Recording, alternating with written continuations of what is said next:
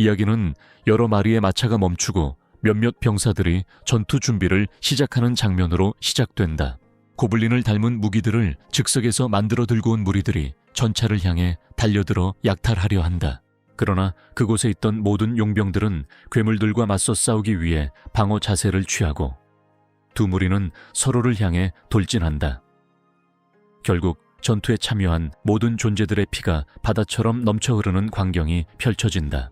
턱수염을 기른 귀족이 시가를 피우며 전투를 지켜보던 중 연일 계속되는 공격에 불만을 터뜨렸다. 정신이 팔린 뚱뚱한 남자는 뒤에 누군가 자신을 공격하기 위해 모여드는 것을 알아차리지 못했다. 그 사람이 깨닫는 순간 더 이상 반응할 수 없지만 그로 인해 구원을 얻을 수 있다.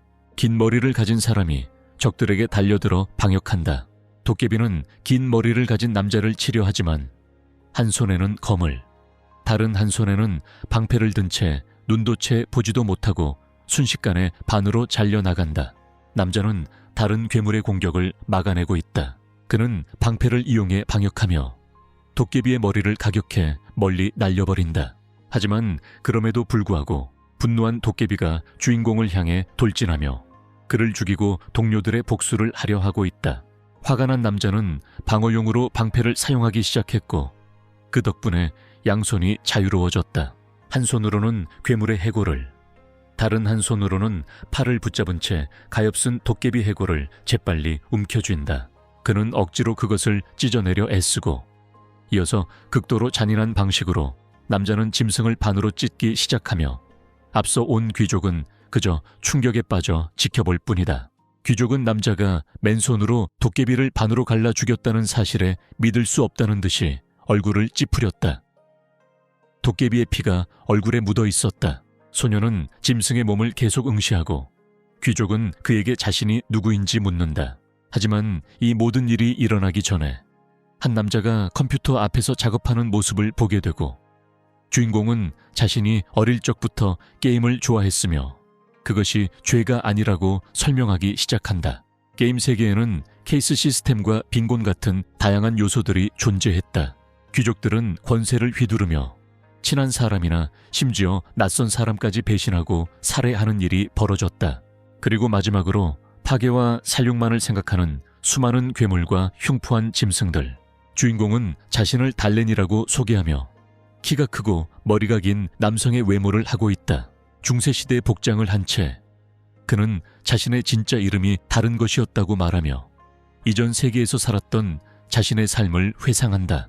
하지만 그의 본명을 밝히기 전에 장면이 전환되고 소녀는 이미 다른 곳에서 기펜을 사용하여 책에 글을 쓰고 있는 모습이 보인다. 햇빛이 그의 얼굴을 비추는 동안 마차에 앉아있던 그는 소녀는 계속해서 공책에 무언가를 쓰고 있었다. 대머리에 수염이 덥수룩한 남자가 도착하여 교대 시간이 되었다고 알리며 달렌에게 이를 알린다. 달렛은 노트를 정리하고 무슨 일이 있었는지 묻는다. 남자는 아니라고 대답하며 도깨비 한 마리도 나타나지 않아 모든 것이 매우 조용했다고 말했다. 그들은 계속해서 날씨에 대해 이야기하고 왜 생물들이 더 이상 나타나지 않는지에 대해 이야기하는 동안 달렌은 준비를 시작합니다. 그러나 마차가 돌을 밟고 지나가자 술을 마시던 대머리 남자가 술잔을 뱉어냈다. 달렌은 준비를 마치고 친구에게 편안한 휴식을 빌어주며 떠난다. 남자는 뱉은 액체와 입에 고인 액체를 닦아내며 달렌이 일할 수 있기를 바랄 뿐이다. 소년이 마차를 내리자 주변에서 여러 사람이 아침 인사를 건넸다. 우리는 거대한 도시에 도착하기 전에 마차들을 보게 되고 달렌은 2년 전 이 게임의 튜토리얼을 시작했다고 설명하기 시작한다. 그는 이 게임의 시작점이 인류의 요새로 알려져 있으며 미궁 도시라고도 불렸다고 알려준다. 거대한 성과 주변 구조물을 바라보던 소녀는 컴퓨터 화면으로 보던 것과는 완전히 차원이 다른 모습이라고 말했다. 문을 향해 걸어가던 소녀는 그곳이 많은 사람들이 사는 거대한 도시였으며 지하 미궁으로 가는 유일한 안전한 길이라고 덧붙였다.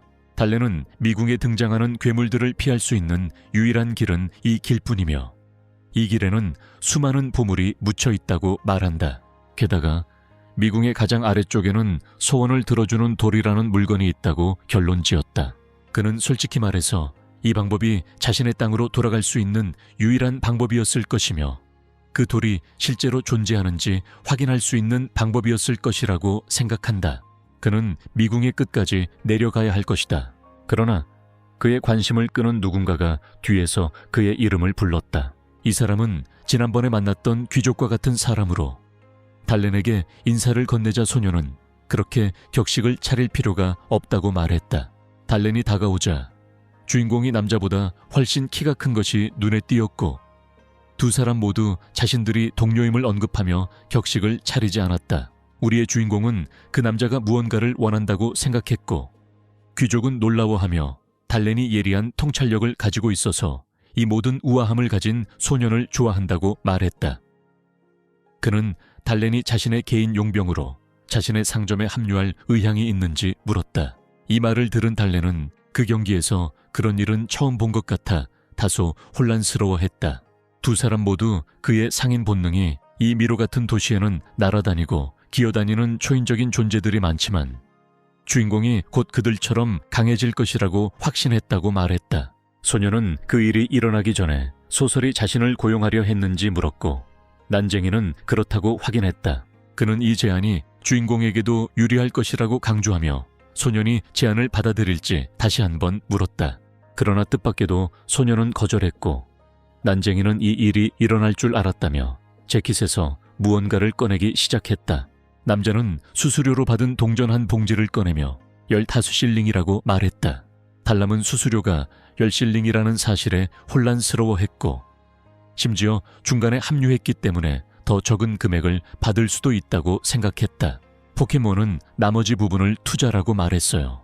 볼라는 재능 있는 전사와의 관계를 더욱 돈독히 하고 싶다고 말하며 협상을 마무리했고 주인공은 그 남자의 말을 듣고 미소를 지었다. 난쟁이는 소년에게 앞으로 자신을 무시하지 말라고 부탁했고 소년은 좋다고 말하며 받아들였다. 소년은 손을 내밀어 인사하고 작별 인사를 건네며 나중에 달렌을 만나기로 했다고 말했다. 달렌은 손을 내밀어 귀족의 제스처를 따라 웃으며 인사했고 그 남자가 정말 좋은 사람처럼 보인다는 것을 깨달았다. 그리고 대화는 악수로 마무리되었다. 그날 저녁이 되어 해가 지고 어둠이 내리기 시작할 무렵 우리는 미궁 도시의 거리를 걷는 여러 사람들을 보았다.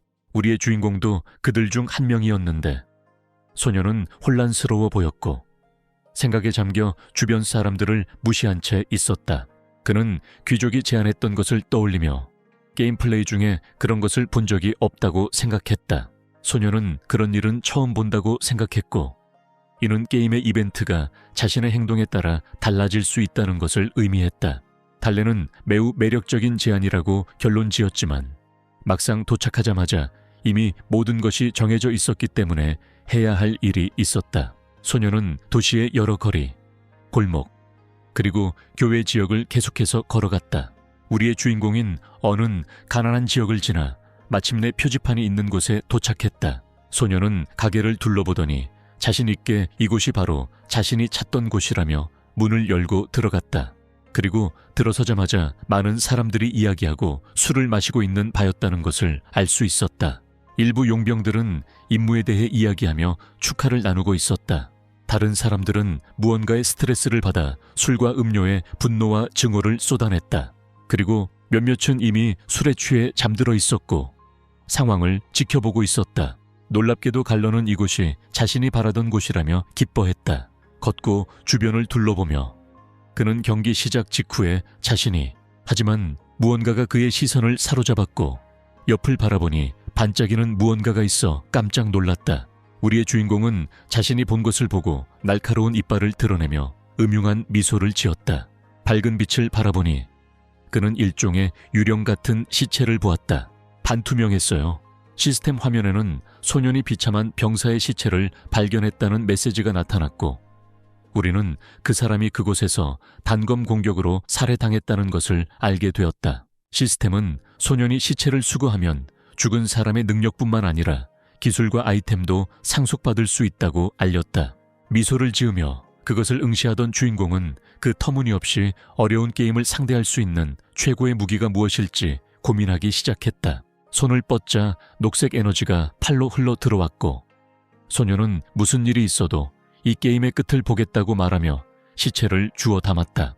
주인공이 컴퓨터를 사용하며 도전적인 게임을 좋아한다고 말하는 것을 볼 수 있습니다.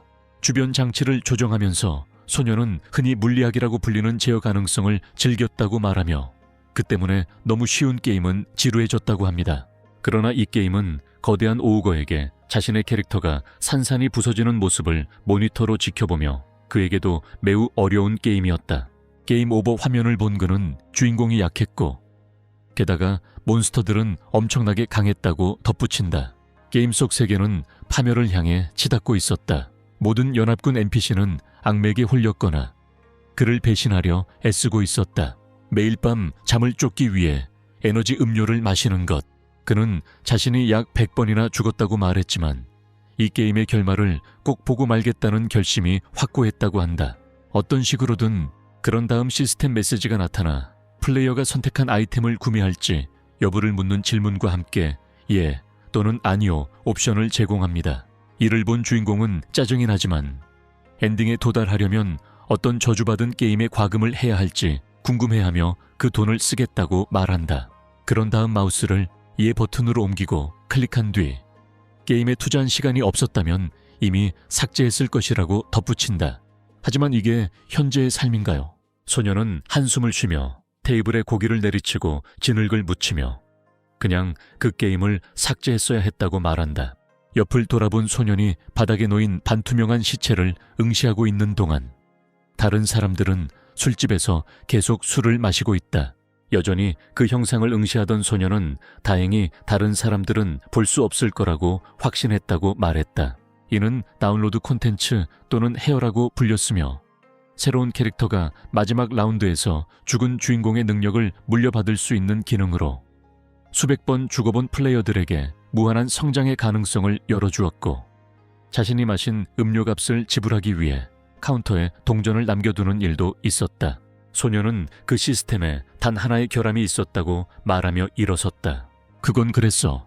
그는 시체가 죽은 현장에 직접 가서 석영을 직접 채취해야 했다. 그가 일어나 시체를 마주하고 갑자기 자신의 삶에서 벌어지는 모든 일에 여전히 망설이고 약간은 믿기지 않는 듯이 서 있을 때 소녀는 손을 내민다.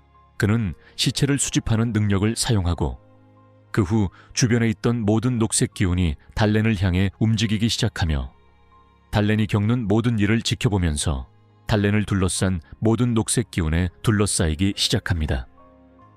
달렌은 자신이 둘러싼 모든 기운을 흡수하며 그의 힘, 숙련도, 그리고 그가 누릴 수 있는 모든 것이 증가하기 시작합니다. 그러나 예상치 못한 무언가가 나타나자 소녀는 잠시 혼란스러워하며 한 곳을 바라본다. 시스템은 그에게 대함한 무장 전투라는 기술을 발견했다는 알림을 보내고 그 기술이 어떤 기능을 하는지 설명해 준다. 보라색 에너지볼이 있는 소년의 손을 바라보던 소녀는 기술을 사용해 손을 감싸며 그 캐릭터가 어떻게 이런 능력을 갖게 되었는지 궁금해했다. 하지만 이 사실을 무시한 채 소녀는 미소를 지으며 모든 것이 좋았다고 말했고 내가 그에게 줄 수 있는 가능성에 대해 생각하고 있었다. 남자는 그곳에서의 일이 끝났으니 떠나겠다고 말했지만 테이블에 앉아있던 한 사람이 그의 부하 옆에 있는 달렌에게 시선을 돌렸다. 보스는 달렌의 얼굴을 본 적이 없다고 말하며 그 소년이 마치 용병처럼 보인다고 했다. 그래서 그는 그 소년이 왜 이곳에 왔는지 물었다. 남자는 달렌에게 그곳의 사업 윤리를 알고 있는지 묻고 소녀는 무슨 말을 하는지 물었다. 아직 술에 조금 취한 채로 도둑은 달렌이 자신에게 송금해야 할 돈에 대한 사업 윤리가 있었다고 말한다. 갈색 옷을 입은 루는 그 남자가 있는 한 안전하게 먹고 마실 수 있다고 계속 말했고 달렌은 이를 위협으로 해석했다. 주인공은 용병의 말을 듣고 같은 주머니에 있던 단검을 바라본다. 그리고 방금 흡수했던 시체를 떠올리며 그 단검임을 알아차린다.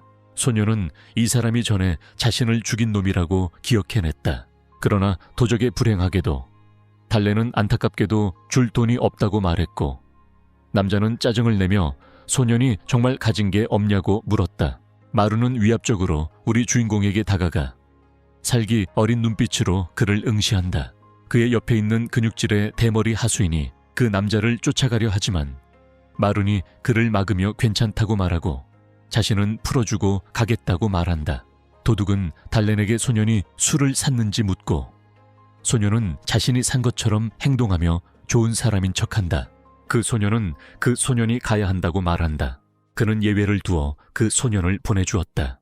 달렌은 침착하게 문을 열기 위해 몸을 돌렸고 그의 뒤에서 마룬이 극도로 정신병적인 분위기를 풍기고 있다는 사실을 알아차리지 못했다.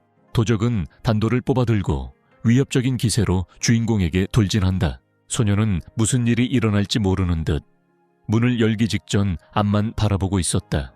그러나 더욱 무시무시한 기세로 몸을 돌린 달렌은 이미 알고 있었다며 술집 밖 남자를 향해 방역한다. 그날 밤 모두가 예상치 못한 순간에도 사람들은 평소처럼 거리를 걸으며 일상생활을 이어가고 있었다. 밤문이 열리고 주인공의 타격에 의해 젓갈색 액체가 튀어나와 문을 뜯어내고 멀리 날아가 버린다. 강도는 던져진 후 머리를 부딪히고 길 건너편 벽에 등을 부딪혀 땅에 쓰러져 정신을 잃었다. 달렌은 목을 꺾으며 그런 실패한 전술에 2번이나 속지 않을 거라고 말하고 여전히 약간 멍하고 짜증이 난 채로 도적단을 저주한다. 마룬은 건물 안에 모든 도적들에게 공격을 명령했고 이에 따라 여러 무장한 사람들이 달렌을 에워쌌다. 산적들은 주인공의 덩치를 보고 그가 정말 평범한 사람인지 그리고 북쪽에서 온 것인지 의문을 품었다. 소녀는 얼굴을 긁적이며 주변을 둘러보며 자신을 쫓는 모든 이들을 의식한 듯 약간 당황한 기색을 보인다. 그러나 어두운 면을 드러내며 소녀는 새로운 기술이 생겼다고 생각하고 이를 시험해볼 좋은 기회라고 생각하며 미소 짓는다. 두려움 없이 소녀는 검과 방패를 땅에 내려놓고 손마디를 꺾으며 거만하고 조롱하는 태도로 맨주먹으로 싸울 준비를 한다. 그리고 모든 도적들이 자신을 공격할 수 있다는 신호를 보내며 도발한다.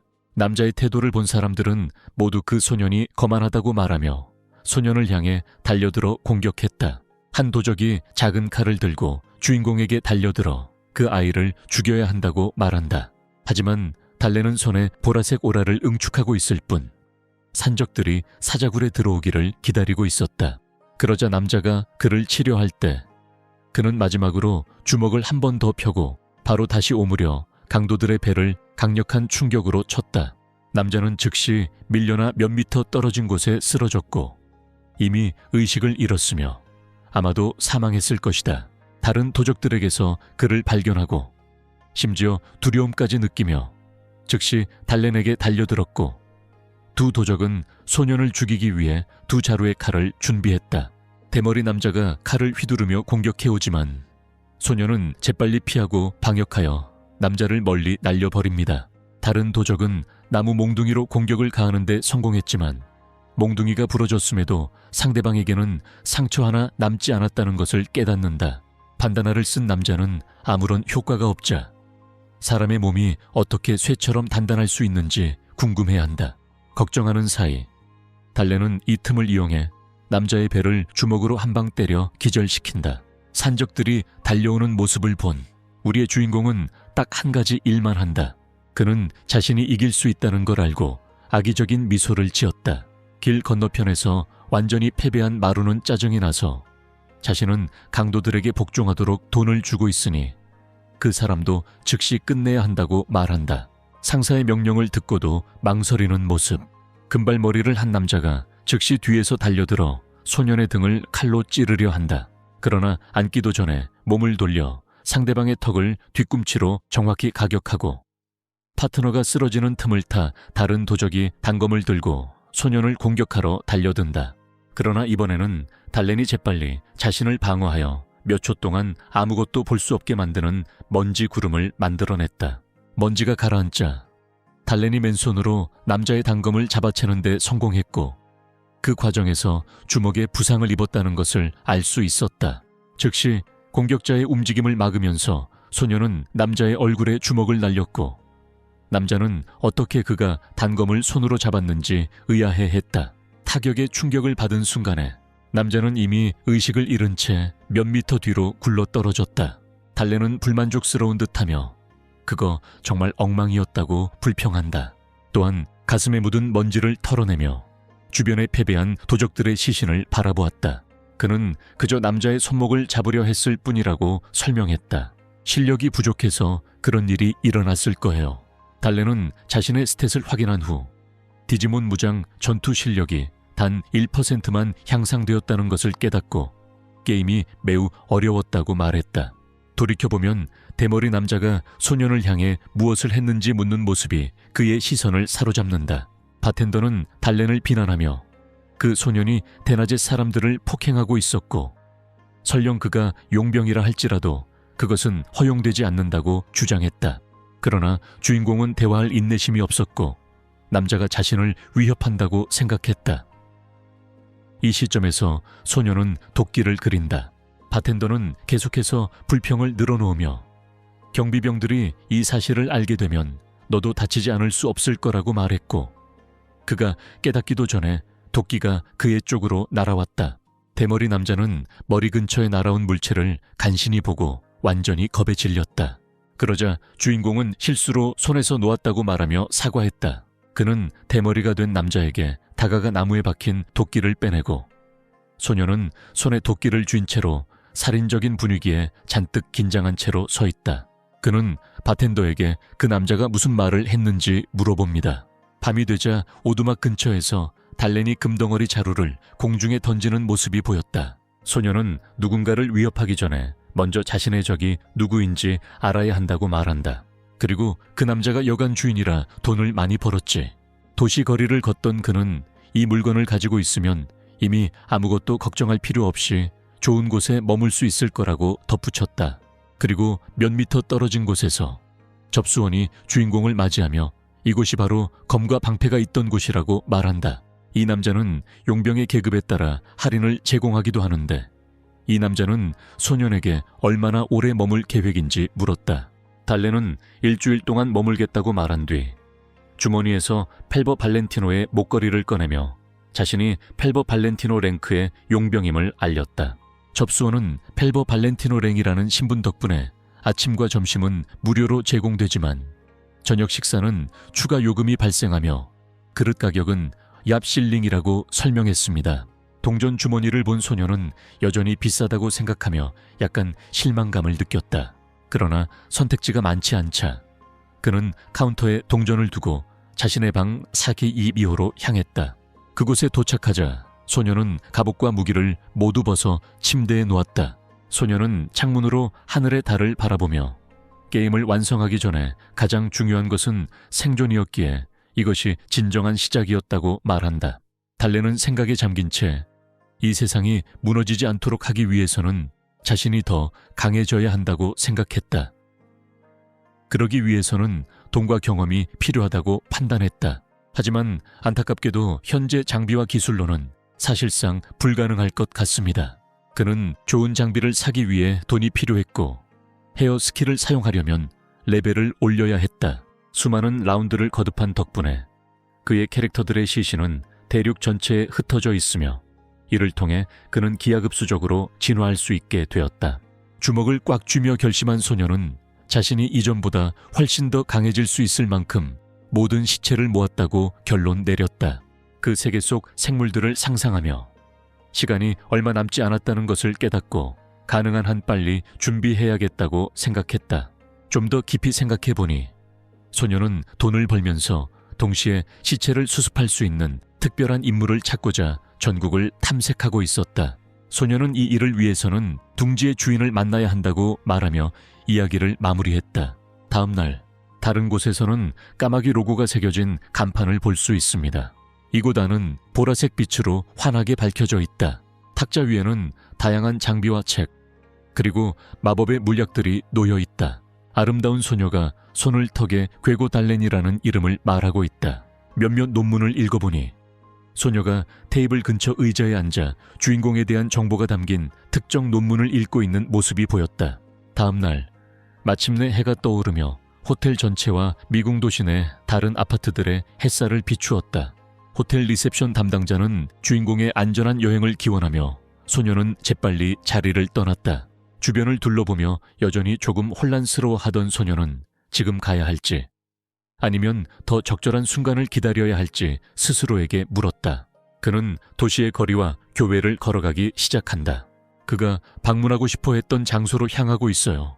한참을 걷다가 마침내 레이븐 로고를 발견하고는 자신이 도착한 것 같다고 말했다. 시설을 살펴보니 모든 것이 완전히 황폐했고 심지어 덩굴이 자라면서 뒤덮여 있었습니다. 탈론은 그 모습이 매우 방치되었다고 말했습니다. 아무도 묻지 않고 들어간 소녀는 그곳에 사람이 있었는지 물었고 보라색 마법 수정으로 밝혀진 듯한 바의 모습을 볼 수 있었다. 시설을 수색하던 달래는 문이 열려있는 것을 확인했지만 둥지의 주인은 그곳에 없는 듯했다.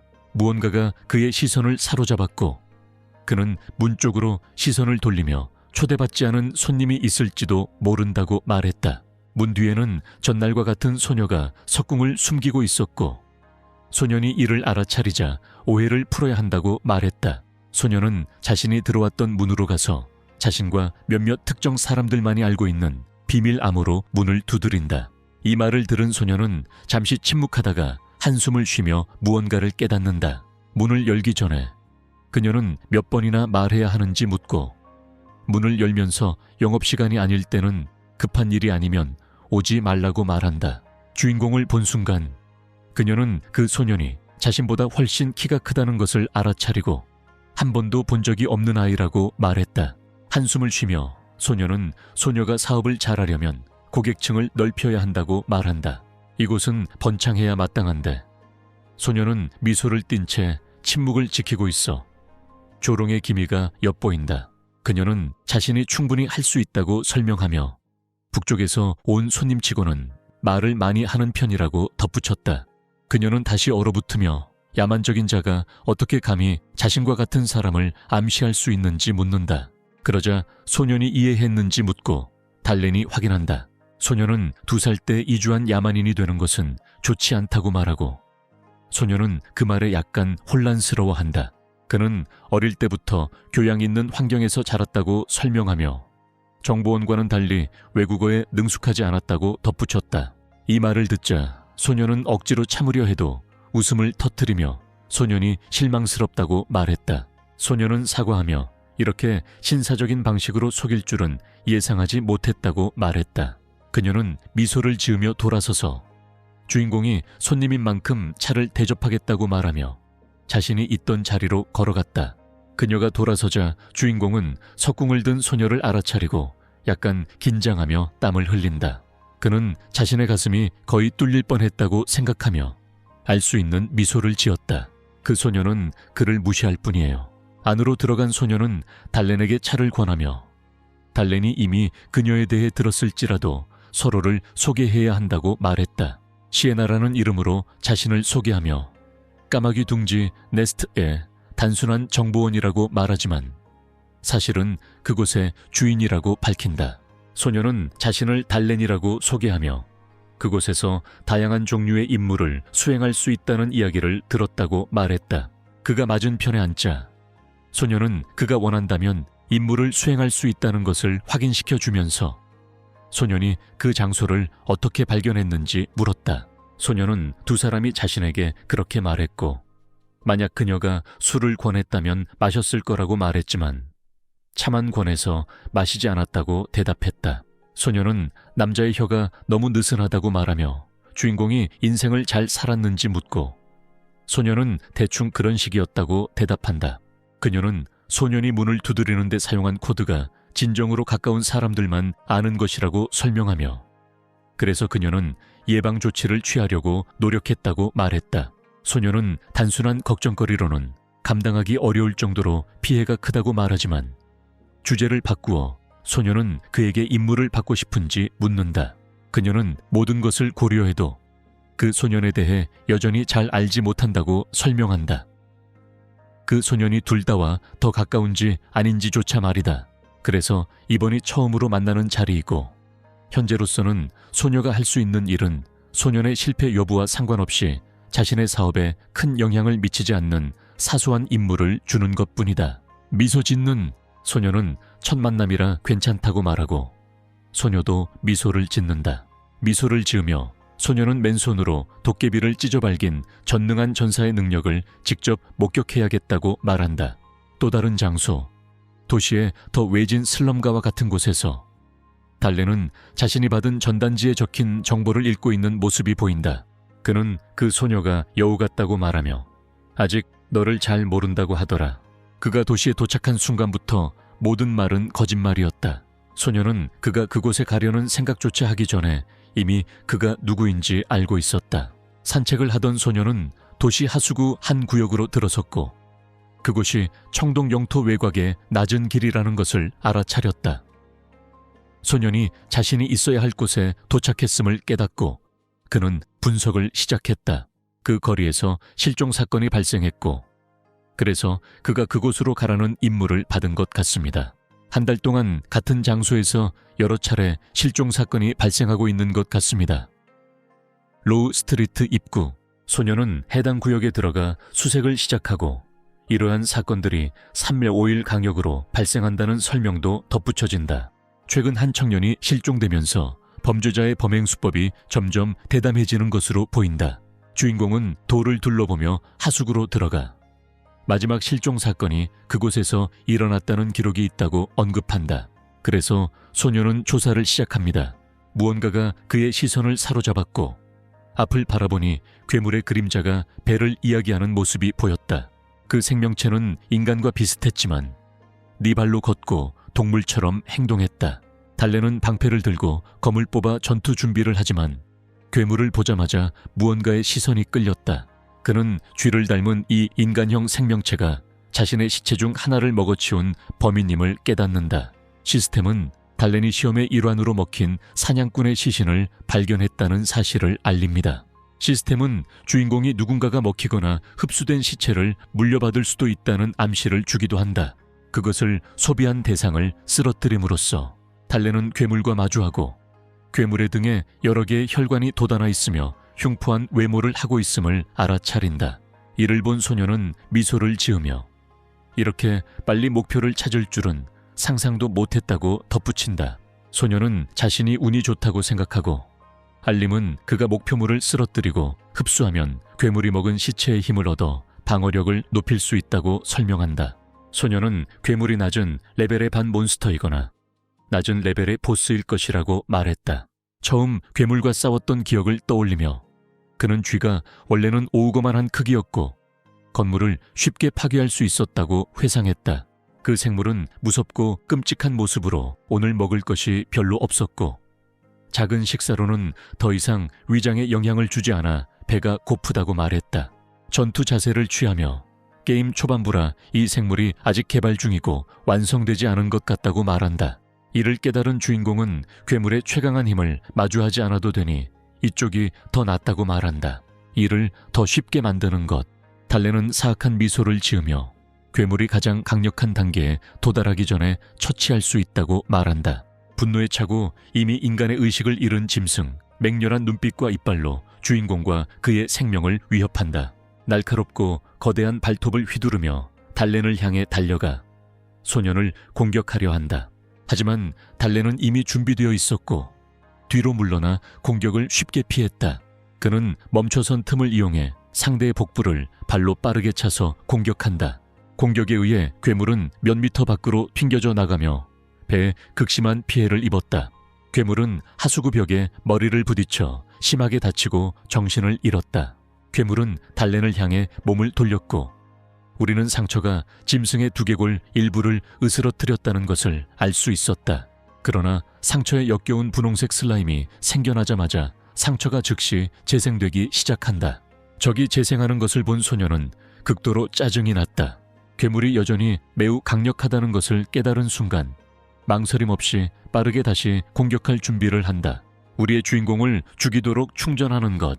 그러나 자비 없이 소녀는 칼을 휘둘러 괴물을 반으로 가르고자 했지만 괴물의 배에 상처만 남겼을 뿐이었다. 분노한 짐승은 비명을 지르며 고통을 느끼고 주인공은 자신의 공격이 충분히 깊었음을 깨닫는다. 여전히 고통에 신음하며 반인반수 괴물은 자신의 배에서 쏟아지는 피를 막으려 몸을 뒤틀었다. 그의 앞에 무릎을 꿇고 있는 적을 보며 소녀는 검을 들어 그를 끝장내고 전투를 예상치 못한 방향으로 마무리하려 했다.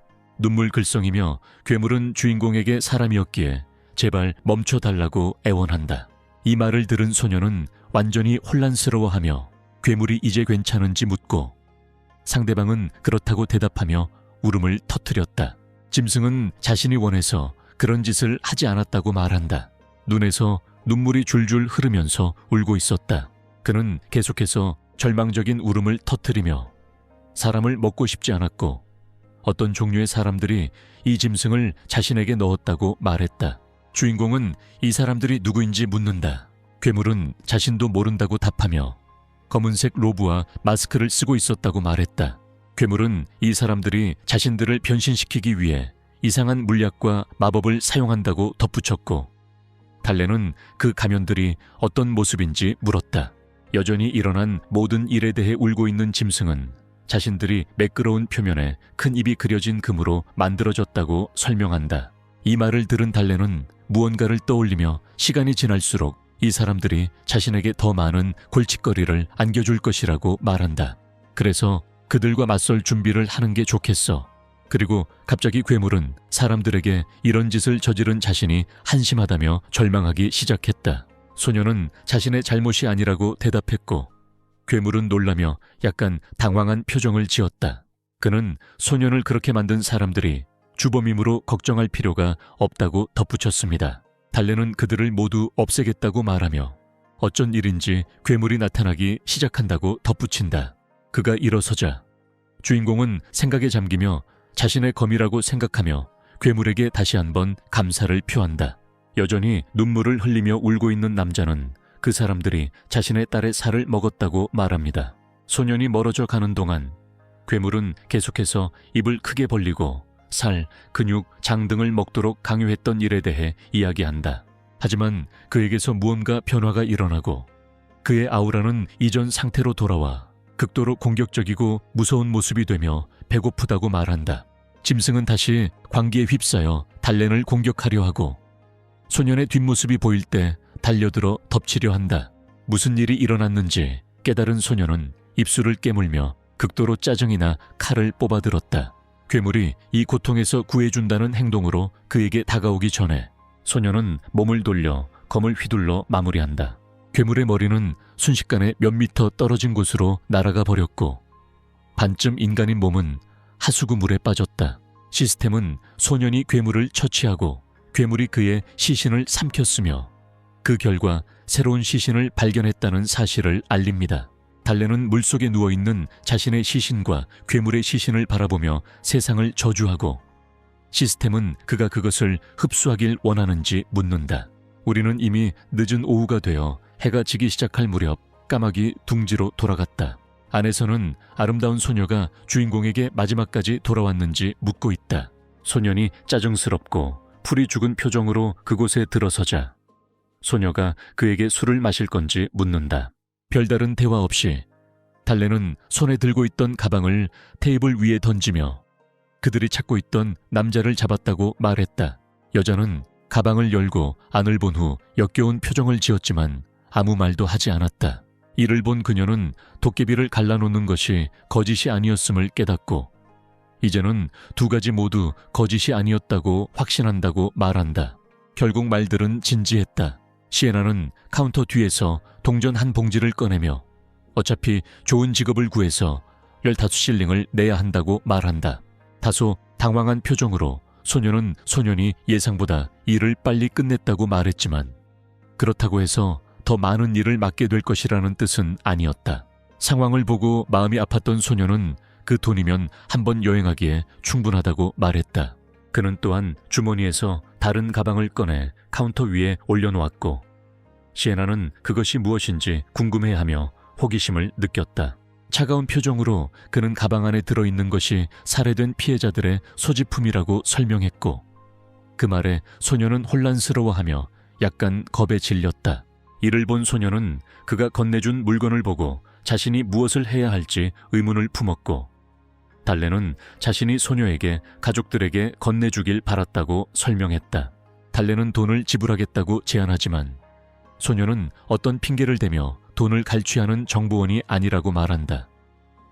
소녀는 소녀의 친절한 행동에 어깨의 짐이 가벼워진 듯 미소를 지으며 소녀가 벌어들일 돈을 계속 보관할 수 있었다.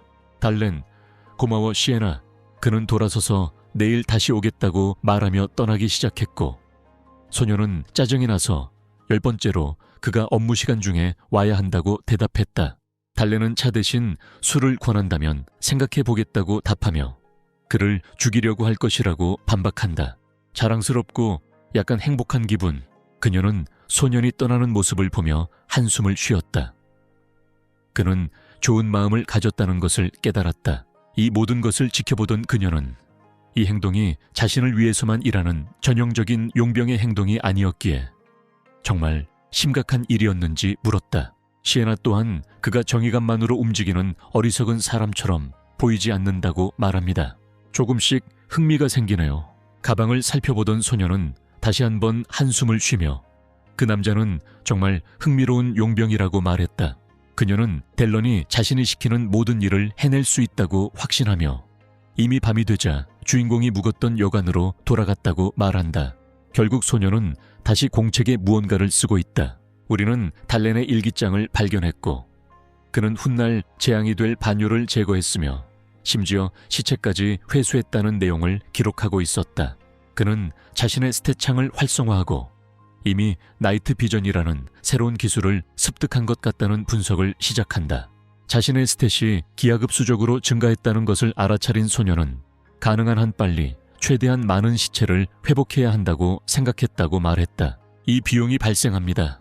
다가오는 미래 세계 시나리오를 수정하고 싶다면 곧 일어날 다양한 상황들이 있는데 예를 들어 도시를 불태우고 많은 시민들을 죽일 마녀들의 계약 같은 것들이 있다. 또한 무언가를 시도하려 하면서 실험을 진행하고 사람들을 조종하는 컬티스트들의 미스터리도 존재한다.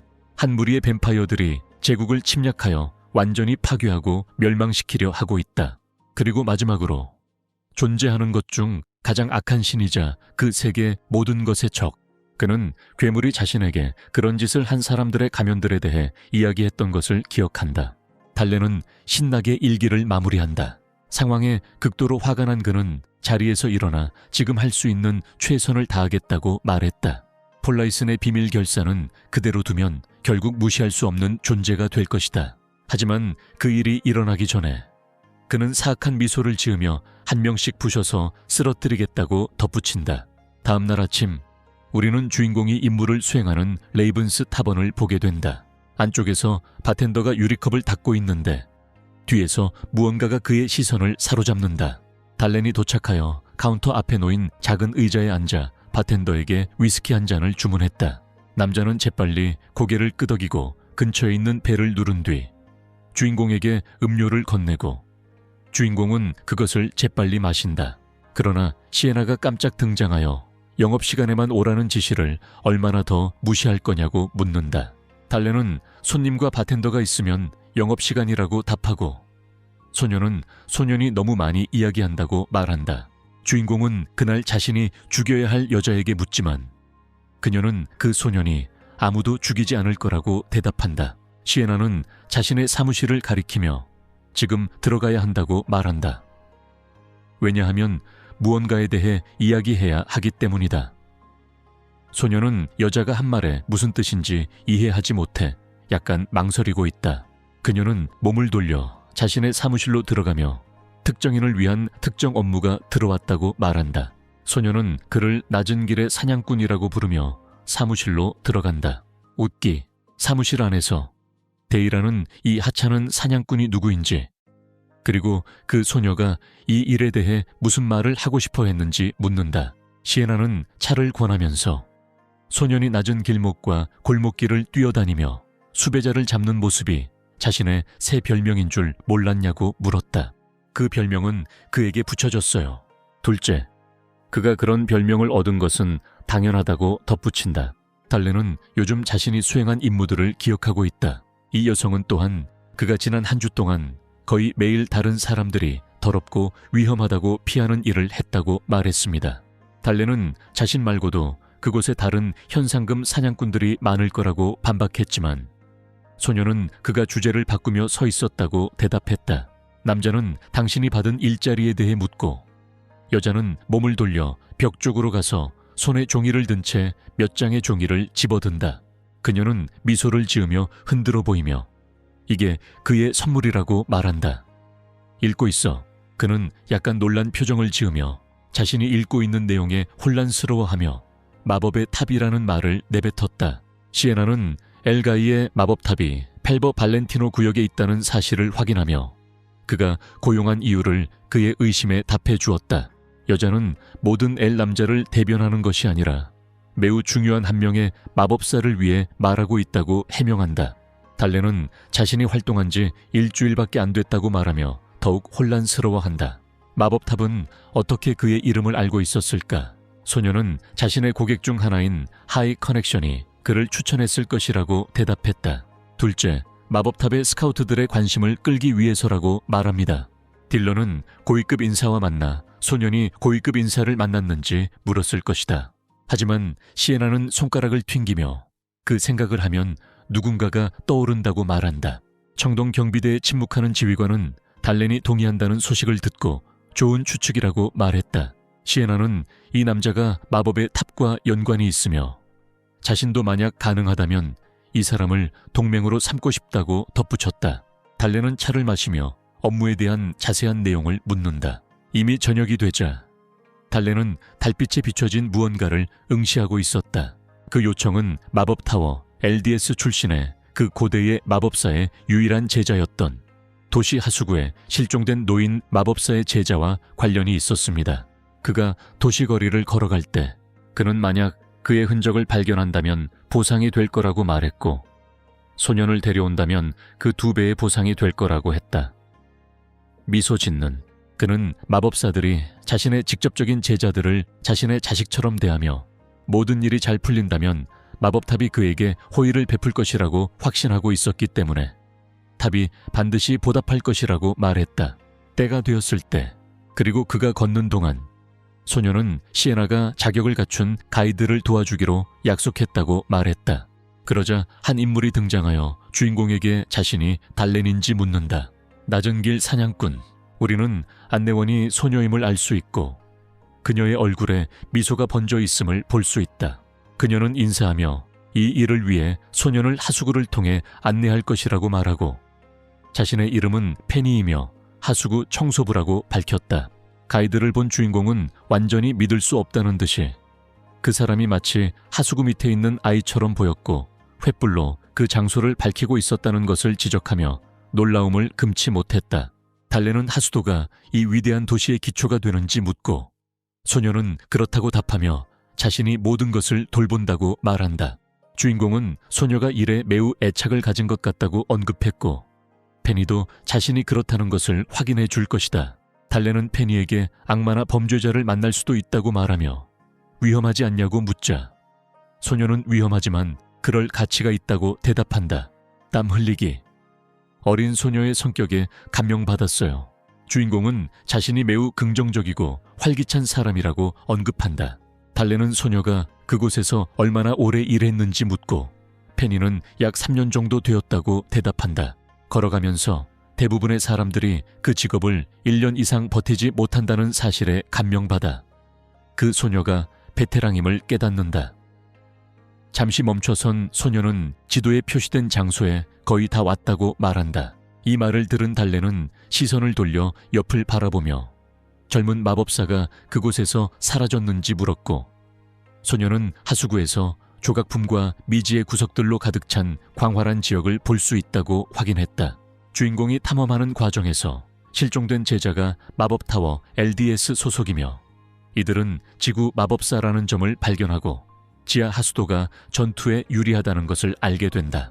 만약 그가 고대 마법사의 직접적인 제자였다면 그 소녀는 매우 뛰어난 실력을 지녔을 것이고 그런 실력자를 납치했다면 그 책임자는 바로 그 사람일 것이다. 소녀는 멍하니 누군가를 떠올리며 우리가 모르는 누군가를 상상하고 있다. 이 사람은 컬티스트들 사이에서 가장 큰 움직임 중 하나였으며 완전히 성장하면 한 명의 군대로 불릴 것이다. 그러나 이 사람은 아직 자신의 능력을 완전히 갖추지 못했고 미래를 위해 지금 그를 제거하는 것이 좋다. 하수구를 걷던 소녀는 발밑의 물을 들여다보며 반짝이는 물체를 발견하고 무언가를 알아차렸다. 주워보니 목걸이임을 깨닫고 페니는 그것을 보고 반응하며 이는 탑의 제자들에게 주어지는 일회용 방어 주문 목걸이임을 알게 된다. 그리고 달레는 이미 알고 있었어요. 좀 더 자세히 살펴보니 수정이 더 이상 빛을 내지 않는 것을 발견했다. 이는 수정 안에 저장된 마법이 모두 소진되었음을 의미한다. 즉, 이곳이 바로 소령의 최종 목적지였다. 근처의 구조물을 보며 특정한 대상을 응시하던 소녀는 다음 행동을 고민하며 다소 생각에 잠기고 망설인다. 그가 펜이라고 부르는 입구로 들어선 소녀에게 그는 특정 장소에서 계단을 내려가며 싸우는데 능숙한지 묻고 대답이 나오자 자리에서 일어나 검을 뽑아든다. 페니는 자신을 방어할 수 있을 만큼 괜찮다고 답하고 달레는 충분하다고 응답한다. 우리의 주인공은 곧 시작될 피 튀기는 전투를 준비하며 방패와 검을 한 손에 들고 있다. 소녀는 방패를 든 채 횃불도 들고 페니의 앞에 섰다. 그는 소녀에게 잠시 뒤에 자신을 따라오라고 부탁한 뒤 입구에서 불빛이 새어나오기 시작했다. 우리의 주인공은 두 다리로 걷는 인간형 개구리를 닮은 여러 괴물들이 기괴한 모습으로 나타나 혀를 내밀고 먹잇감을 노리는 괴물의 눈빛으로 그들을 삼키려 하는 모습을 지켜보고 있었다. 이를 본 달레는 이 생명체들을 개구리 인간이라고 부르며 비록 레벨이 낮은 몬스터이지만 높은 지능을 가지고 있어 전투가 어렵다고 언급했다. 돌이켜보면 달레는 페니가 전투 자세로 칼을 휘두르는 모습을 보고 고개를 끄덕이며 자신이 걱정할 필요가 없다는 것을 깨닫는다. 그러나 바로 그때 몇몇 개구리들이 주인공을 향해 돌진하며 그를 완전히 죽이고 자신들의 목표를 달성하기 위해 반응한다. 이것을 본 직후 달레는 공격을 위해 검을 겨눈다. 괴물 중 하나가 그에게 가까이 다가가자마자 공격하려 한다. 소녀는 괴물이 반응하기도 전에 재빨리 두 동강 냈다. 쓰러진 짐승 뒤에 있던 다른 두 생명체도 달렌이 방심한 틈을 타 공격하려 움직였다. 그러나 그의 눈에는 극도의 냉담함과 잔혹함이 깃들어 있었고 소녀는 두 생명체를 반으로 갈라 즉사시켰다. 그러나 페니는 깜짝 놀라 얼굴을 찌푸리며 앞을 응시했고 달렌이 앞을 주시하자 달렌에게 즉시 보라고 재촉했다. 그는 한 생명체가 특정한 도구를 가지고 공격하러 오는 것을 알아차린다. 뿐만 아니라 개구리 부대가 입구에서 나와 달렌을 죽이고 그의 목숨을 끊으려 준비하고 있다.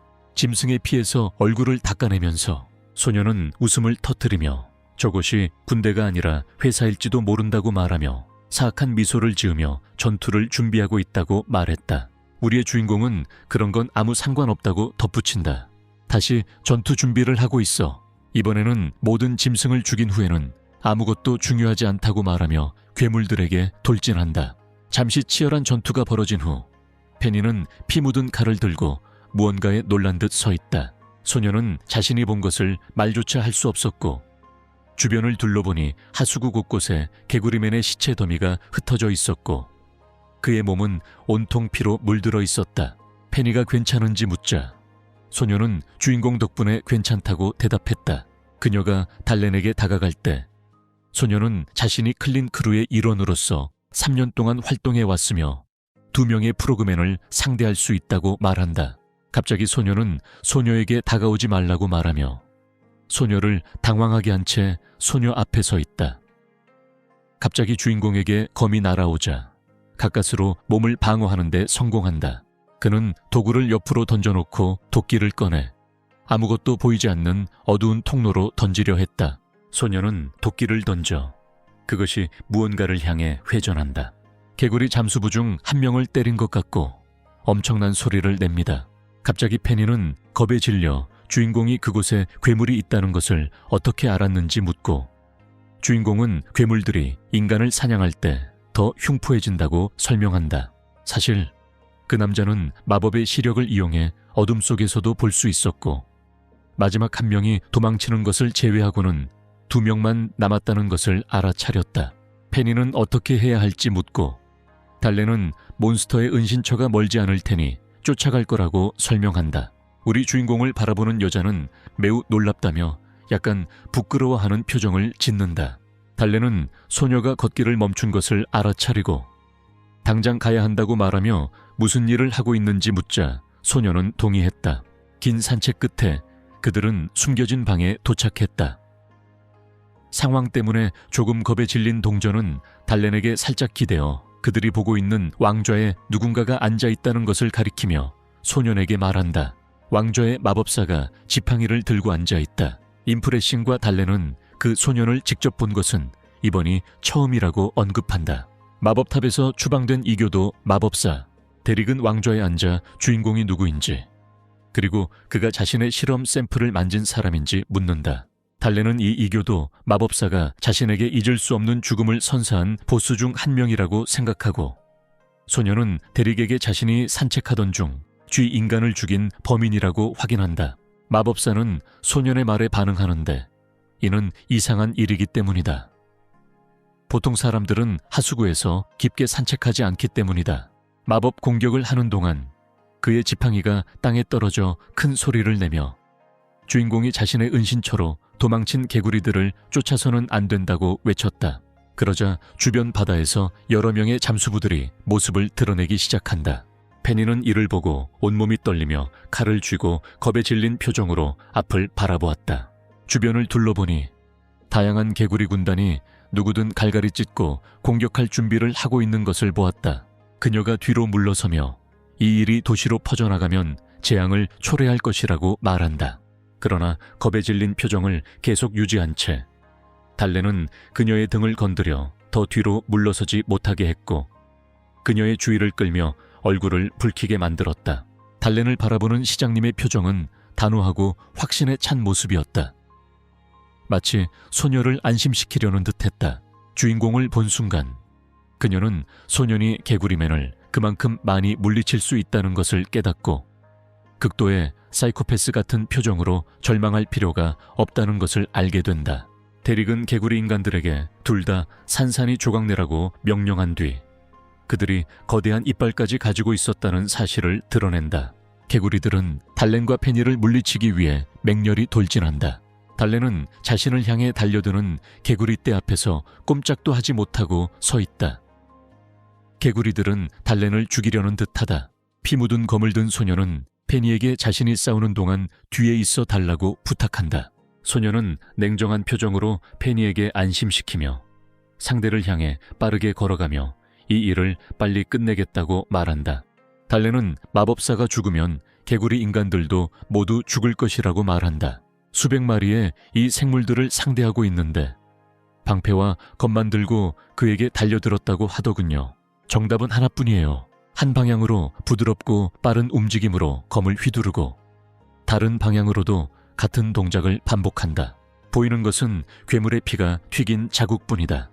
개구리 사람들이 공격하려 할 때 다윈은 자신의 팔이 잘리는 것만 보고 반응하기도 전에 고통스러워하며 달려갔다. 여전히 차가운 표정과 무서운 눈빛을 유지한 채 주인공은 소환색에 가기 위해 길을 막는 모든 사람들을 죽이겠다고 말하며 여러 마리의 개구리를 찢기 시작한다. 추진력을 위한 한 걸음일 뿐이야. 소녀는 앞으로 뛰어올라 여러 개구리들을 재빨리 지나치며 개구리들이 반응할 틈도 주지 않고 모두 제거해버렸다. 돌진하자마자 개구리 한 마리가 입을 벌리고 주인공을 삼키려는 듯 거대한 날카롭고 뾰족한 이빨을 드러내며 달려왔다.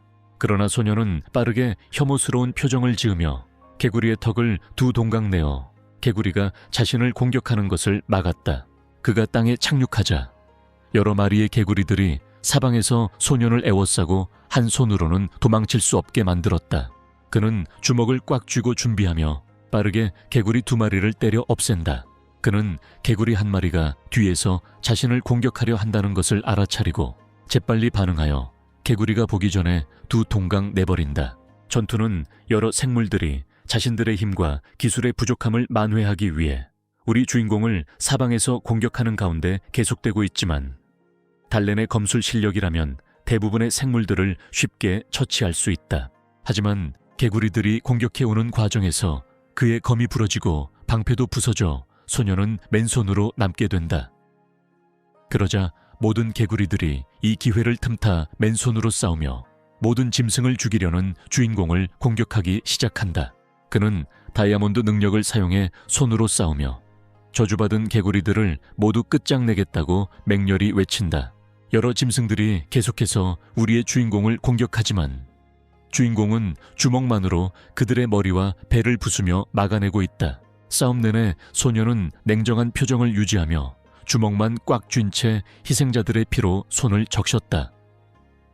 개구리 인간 중 한 명의 복부를 단 한 번의 타격으로 쓰러뜨린 후에도 그는 다른 생명체들에게도 같은 방식으로 공격하여 날려보냈다. 데릭 마법사는 이 광경을 보고 소년이 매우 강력하고 정신병자처럼 보이자 겁에 질렸다.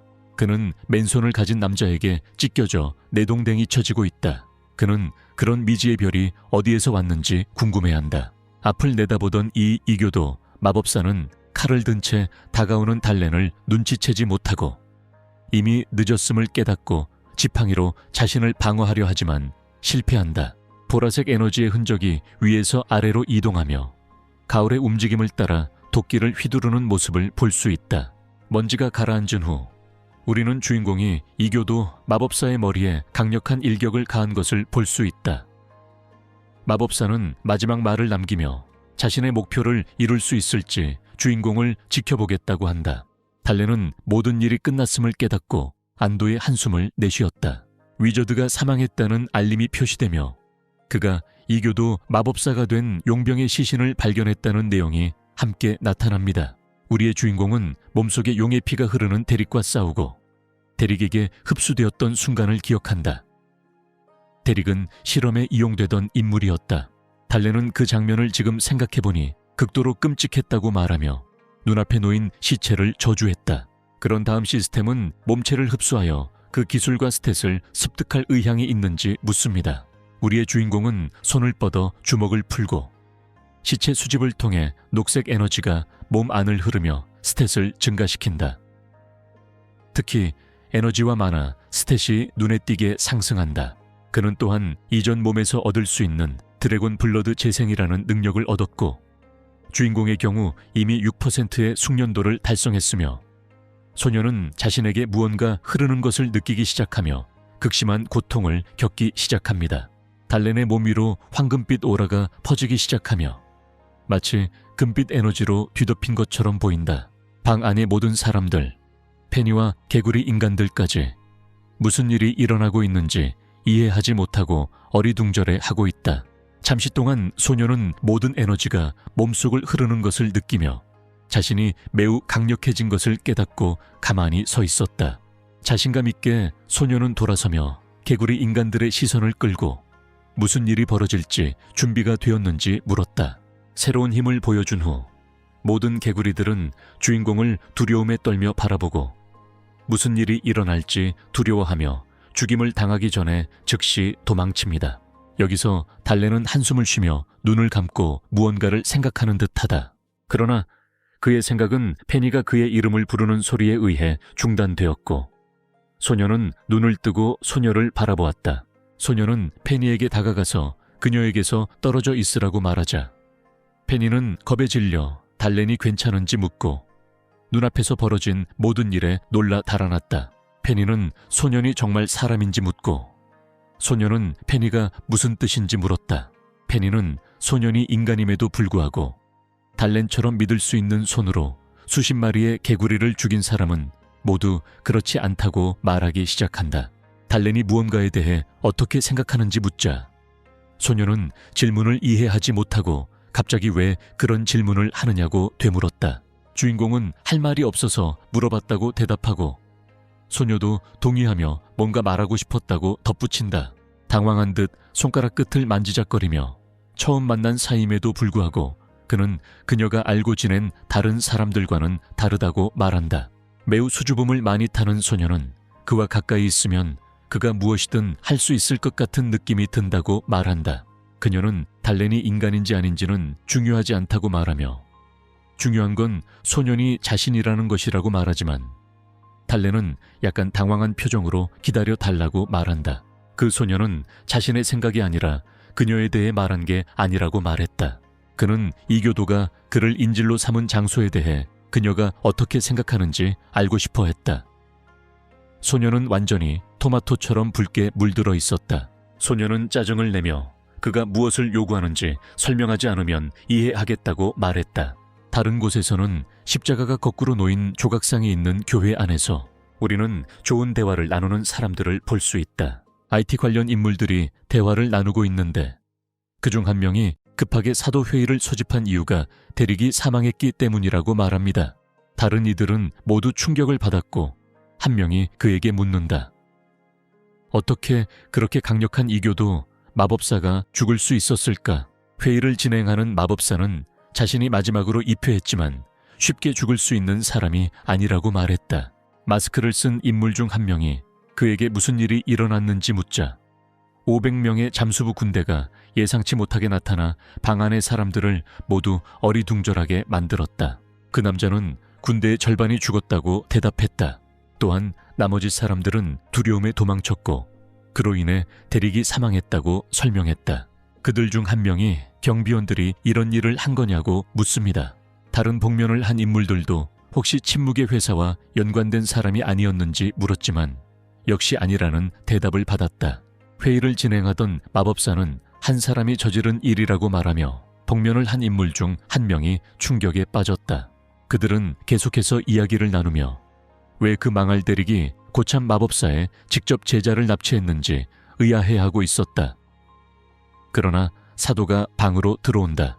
다른 복면 인물들은 모든 것을 책임지는 녹색 사도에게 절을 올리고 있다. 남자는 다른 사람들처럼 마스크를 쓰고 미소를 짓고 있지만 다른 사람들과는 달리 우아하고 위험 있는 자세로 걷는다. 자신의 힘을 과시하며 그는 중앙으로 걸어가 왕좌에 앉은 뒤 그들을 부른 이유는 두려움을 갖지 말라는 것뿐이며 단지 용병일 뿐이라고 말한다. 이전에 그가 있던 자리에서 괴물 군단을 혼자서 처치한 용병이 맞는지 묻던 복면 여성. 그러나 수석 사도는 즉시 그녀에게 입을 다물라고 명령했고 그 말에 여자는 겁에 질렸다. 위대한 사도님은 대릭의 죽음이 그들의 계획에 영향을 미치지 않기 때문에 대계획의 일정을 앞당겼다고 설명하셨습니다. 사도 중 한 명이 대계획이 실행될 것이라는 소식을 듣고 이것이 중요한 의미를 지닌다는 것을 깨닫는다. 그러자 모든 책임자는 비밀 약품의 재료를 구입하기 위해 자금을 풀고 무기를 다룰 수 있는 사람들을 데려오라고 지시했다. 짜증이 난 그는 일이 잘 풀리지 않으면 경제력을 이용해 모든 사람을 압박해야 한다고 덧붙이며 그것이 그들이 힘을 키우는 이유라고 말했다. 남자는 아무것도 변하지 않았으며 악의 질서가 그들로부터 시작될 것이라고 말한다. 그리고 7 성벽이 무너지는 날이 멀지 않았으니 그는 모든 이들에게 그날을 대비해 준비하라고 명령한다. 7개의 벽은 무너질 것이고 다른 모든 사도들은 여전히 다른 곳에서 주인을 향해 고개를 숙인 채 듣고 있을 것이다. 오랜 시간이 흐른 뒤 우리는 청동 가지에 있는 마법의 탑과 LDS를 발견하고 매우 화려한 시계를 바라보고 있었다. 시간이 흐르는 동안 돈란이 안락한 알라그자에 앉아있는 모습을 볼 수 있다.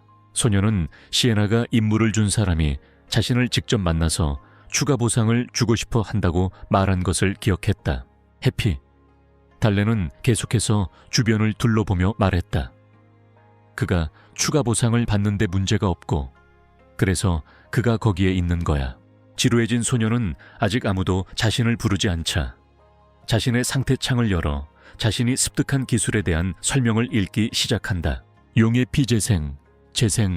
용의 피에서 비롯된 여러 특성 중 하나가 인간에게 적용되었지만 하수구에서 사용하기 위해서는 많은 체력을 소모해야 한다. 임무를 마치고 돌아오자마자 하루 종일 잠을 잤고 몸에는 완전한 용의 피가 아닌 부분적으로만 용의 피가 흐르는 것 같다. 소녀는 그 기술을 싸움에서 계속 사용하다가는 완전히 지쳐버릴 것이라며 불가능하다고 계산한다. 갑자기 붉은 머리에 큰 수염을 가진 남자가 방으로 들어와 자신이 의도치 않게 손님을 기다리게 했다고 말했다. 이 사람은 마법타워 LDS의 고대 마법사 펠버 발렌티노였다. 그는 마법탑에 마지막으로 간 지 오래되어 따라잡느라 시간이 걸렸다고 사과했다. 펠버 발렌티노는 당신이 차 한 잔을 요청할 것이고 달렌에게도 차를 권할 거라고 말했어요. 소년이 네라고 대답했다. 고대 마법사가 무언가를 말하지만 주인공은 즉시 무시하고 몇 년 만에 맡아본 적 없는 냄새를 맡기 시작한다. 커피 냄새를 맡은 그는 컵을 보고 자신이 바라던 바로 그 커피임을 깨닫는다. 그것을 보는 것만으로도 완전히 행복해지는 것. 소년은 바로 차를 마시기 시작하며 좋아했고, 그러자 귀족 노인은 소년의 외모를 보고는 차를 마시며 추위를 달래는 사람이 차를 좋아할 줄은 몰랐다고 말했다. 노인은 용병이 괜찮다면 까마귀 둥지로 콩 한 자루를 보내겠다고 말하고, 소년은 동의하며 감사의 뜻을 전한다. 남자는 불편을 끼쳐드린 점에 대해 사과하며 자신이 마법탑의 원로 마법사라고 소개합니다. 펠버는 예술의 대가일 뿐만 아니라 그는 또한 토미의 선생님이자 다오가 구해준 사람이기도 해서 소년은 당신이 소년을 구해준 순간을 떠올리며 펠버에게 잘 지내는지 묻습니다. 펠버 발렌티노는 달렌에게 감사하며 토미는 오직 그 덕분으로 잘 지내고 있다고 말합니다. 우리의 주인공은 이교도 마법사가 왜 그곳으로 내려갔는지 알고 있는지 묻는다. 고대 마법사는 악당이 우연히 자신의 제자를 발견하고 그의 발자취를 따라갔다고 설명한다. 그의 모습을 바라보고 있어요. 펠버는 제자가 데릭이 다시 자신에게 접근하려는 전략을 몰랐다고 말했다. 위대한 장로는 그가 사기꾼 군대를 혼자서 물리친 것에 대해 감사하며 델런이 그저 펠버 발렌티노 랭크의 용병일 줄은 믿을 수 없었다고 말한다. 달렌은 신분증 번호판만 보고 사람을 판단해서는 안 된다고 답하고, 총경은 모두가 각자의 사연이 있다고 동의한다. 남자는 테이블 위에 동전이 가득 담긴 가방을 던지며 이것이 보상이라고 말하고, 그 안에는 금화 1개에 해당하는 펠버 발렌티노 동전 100개가 들어있다. 자신감 있는 표정으로 마법사는 당신도 그에게 뭔가 더 보상을 해줄 것이라고 덧붙인다. 무언가를 집어들기. 그는 아름답게 만들어진 가방을 테이블 위에 올려놓으며 이것이 선물이라고 말한다. 마법사는 안에 재생 포션이 들어있다고 설명하며 주인공이 검을 쓰는 전사인이 유용할 거라고 생각했다고 말했다. 하지만 마법사는 달렌이 용의 피를 가지고 있어서 더 이상 필요하지 않을 거라고 덧붙였고, 이에 주인공은 놀라움을 금치 못했다. 다울링의 반응을 본 마법사는 재빨리 소년을 진정시키며 자신을 위협하려는 것이 아니라 제안을 하러 온 것이라고 말했다. 그는 짜증을 내며 거의 공격할 태세를 갖추고 있었다. 소년은 마음을 진정시키려 애쓰며 마법사들이 제안하는 것이 펠버 발렌티노라는 완전히 다른 얼굴과 자세를 가진 인물임을 묻고 일몰 시간에 주인공에게 다른 보상을 선택할 기회를 준다. 긴 대화를 나눈 후 달렌이 그곳을 떠나는 모습을 볼 수 있었다. 그는 펠버가 그 소년이 옳은 일을 선택했다고 말한 것을 기억한다. 그래서 달렌은 그게 물약보다 더 나을 거라고 말하더라. 그가 떠나면서 주인공은 마법사가 자신의 몸에서 드래곤 혈통을 알아볼 정도로 실력이 뛰어나다는 것을 상상도 못했다고 말한다. 우리의 주인공은 마법사와의 전투를 끝내고 자신의 도끼가 산산이 부서지는 순간을 떠올린다. 달렌은 검과 방패마저 파괴된 후 마지막 도구였던 검을 잃어 조금 슬픈 기분이 들었다. 페니는 그 물건들로 더 이상 할 수 있는 게 없다고 말하며 달렌이 새 것을 사야 한다고 덧붙인다. 소녀의 관심을 끌자 약간 당황한 듯 소녀는 자신의 삼촌이 대장장이라고 말하며 소년이 특별한 존재이니 삼촌에게 좋은 할인을 부탁해서 방문하고 싶은지 묻는다. 현재 순간 소녀는 한숨을 쉬며 좋은 할인을 받으려면 다른 선택지가 없으니 그곳에 가야 한다고 말한다. 멀리서 우리는 청동 영토의 포지 스트리트를 볼 수 있는데 그곳에는 많은 사람들이 걸어다니며 주변을 둘러보고 있다. 앨런은 그 위치를 그로브가 알려줬다고 생각하지만 확실하지는 않다고 말했다. 그러나 그는 누군가가 도움을 요청하는 소리를 듣고 그쪽을 바라보니 믿을 수 없는 광경이 눈앞에 펼쳐졌다. 그는 대장간에서 누군가 내쫓기는 것을 목격한다. 페니는 그의 뒤로 손을 묶은 채로 그에게 이야기해 주었다. 대장간 안에서 금발 남자가 노인에게 발길질을 하며 노인이 모든 것을 망치고 있다고 말한 뒤 그 사람을 밖으로 내쫓았다. 대장장이가 그들에게 조카 페니를 혼자 두라고 간청하며 그 악당들을 저주하고 상황을 진정시킨다. 그리고 무슨 일이 일어나고 있는지 깨닫고 그 남자가 소녀의 삼촌이라는 것을 알아차린다. 대장간을 폭행하던 남자는 이자가 제때 지불되지 않았다는 이유로 대장간을 떠나며 말했다. 금발 건달은 대장장이가 돈이 없다면 자신의 필요를 이용해 빚을 갚을 수 있다고 말하며 페니는 절망에 빠지게 된다. 넘어져 약간의 상처를 입은 채 일어난 대장장이가 계속해서 그런 말을 하는 자에게 입으로 대가를 치르게 하겠다고 협박한다. 우리의 주인공은 멀리서 싸움을 지켜보며 전체 상황을 관찰하고 무언가를 깨닫는다. 대장장이 페니가 언급한 이론은 유명한 미스릴 정제기술자로 레버라는 이름을 가지고 있다. 주인공은 게임 후반부에 이 대장장이가 기하급수적으로 발전하여 인류를 위한 최고의 무기를 만들어낸다고 설명한다. 그는 후반부 게임 전략에 필수적인 매우 중요한 NPC 대장장입니다. 현재로 돌아온 금발 남자는 날카로운 칼을 꺼내며 그 남자는 자신의 손 하나 정도는 가지고 놀 수 있을 거라고 말했다. 그러나 누군가가 그의 손목을 단단히 붙잡고 자석들이 자극을 받아 누가 그런 짓을 하는지 물었다. 우리의 주인공은 건달의 손에서 칼을 낚아채며 노인의 손이 금화 한 잎의 가치가 있다면 젊은이의 손은 얼마나 될까라고 말한다. 마지막으로 들리는 것은 도시 전체에 울려 퍼지는 악당의 비명소리이며 잠시 시간이 흐른다. 우리는 테이블 위에 놓인 맥주잔을 보고 대장장이가 주인공에게 자신과 조카를 구해준 것에 대해 감사를 표한다.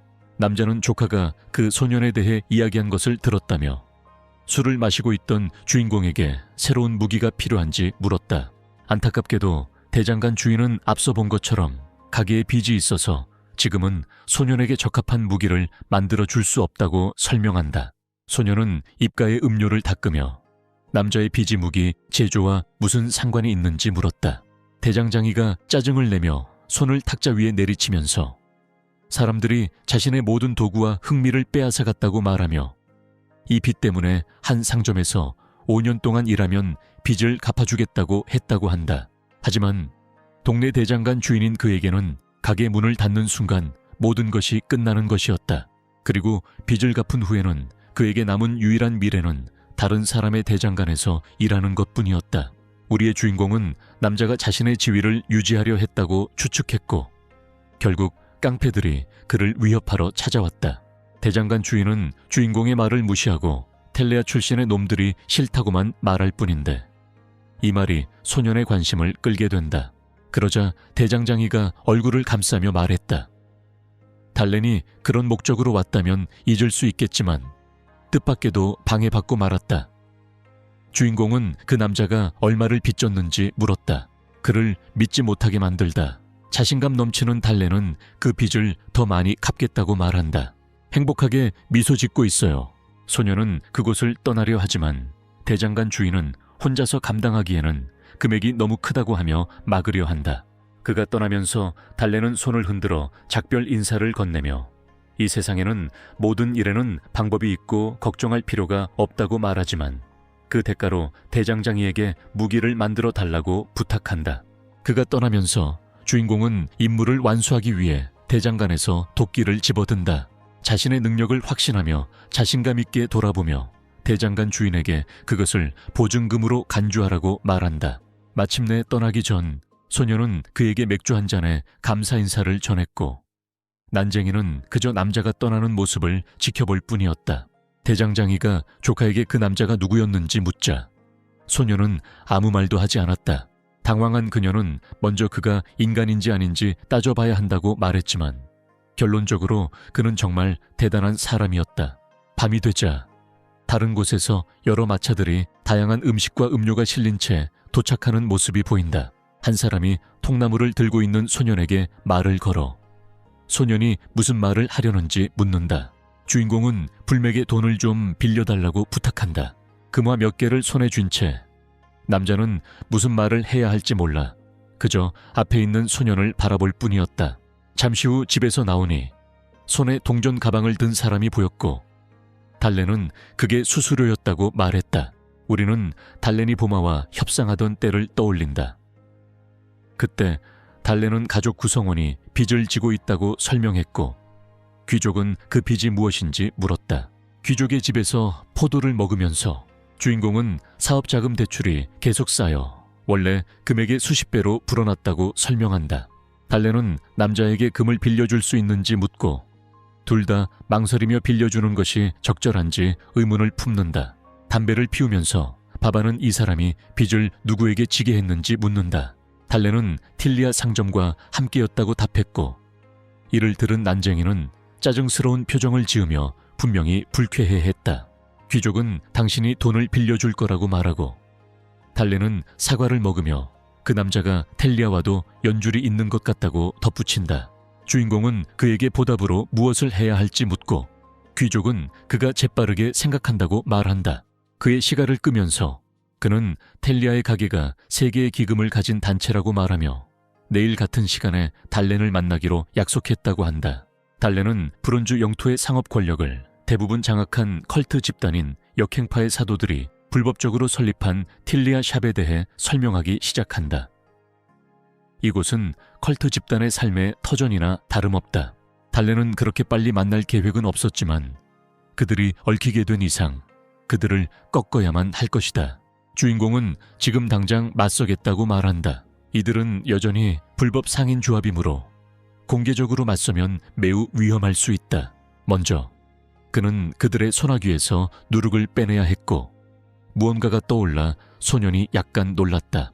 지금 앞을 바라보는 소년은 르브론과 페니의 대장간을 보며 보고 싶지 않은 광경을 마주하고 있다. 짜증이 난 소년은 대장간 앞이라는 것을 깨닫고 텔레아 놈들이 자신의 동맹을 보호하기 위해 빠르게 움직이기 시작했다는 것을 알게 된다. 소년은 멈추지 않고 대장간 쪽으로 달려가기 시작한다.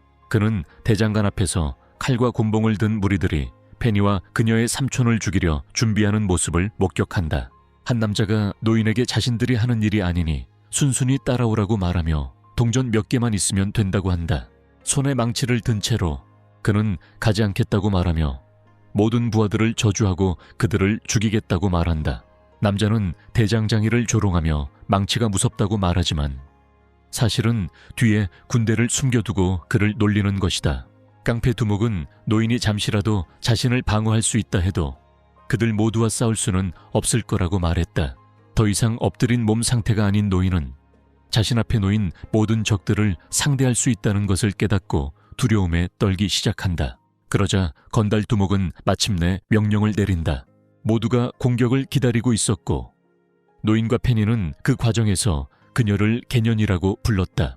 그러나 그가 반응하기도 전에 도끼가 날아와 그를 향해 떨어졌다.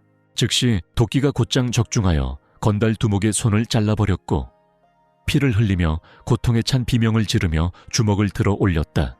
또 다른 깡패가 공격받고 있다는 경고를 하려던 찰나 달렌이 그의 등 뒤에서 나타나 목을 움켜쥐고 꺾어버렸다.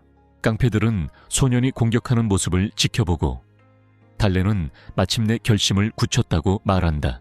한 발은 시체 위에 그는 모든 사람의 손을 하나하나 고려하겠다고 말했다. 손의 가격이 정해지자 펠버 발렌티노 동전을 구하기 시작했고 몇 개 더 구했다. 그의 무장 전투 기술이 발동되었다. 그의 주먹에 처음 맞은 얼굴은 돌로 만든 탄산음료 캔처럼 부서졌다. 다음 차례는 자신의 행동을 반성하라는 의미로 배에 주먹을 맞았다. 세 번째 사람은 칼을 들고 있었음에도 불구하고 자신을 방어할 수 없었다. 저 멍청이들이 할 수 있는 일은 아무것도 없었고 아직 맞지 않은 사람들도 어떻게든 반응하려 했지만 수가 너무 많아서 아무런 성과도 없었다. 그들 중 한 명은 공격자가 무장하지 않았으니 두려워하지 말라고 말했다. 그는 미소를 띤 얼굴로 이 말을 들었는데 그들을 상대하는 데 무기를 들 필요가 없었기 때문이었다. 그들이 도착하자마자 그들은 그 광경에 충격을 받았다. 거리는 이제 무의식 상태로 땅에 누워있는 시체들로 인해 음산한 분위기를 풍기고 있었다. 한 목격자는 괴물에게 공격을 받았다고 말하며 두려움에 떨며 기어갔다. 그의 목이 밟혀 더 이상 발로 기어갈 수 없었고 남자의 머리 가까이에 발이 닿은 채로 일을 마쳤다. 두 남자가 도착하여 누가 바보들을 데려갔는지 알고 싶어 했다. 질문에 답하지 않고 그는 26개의 동전이 든 자루를 그들에게 던져주었다. 하지만 그 남자는 이 젊은이가 자신을 위해 이 모든 일을 해냈다는 것을 믿을 수 없었다. 이에 대해 그는 대장간과 친구가 되는데 잃을 게 없다고 말했다. 요청하신 대로 무기를 만들어 드렸다면요.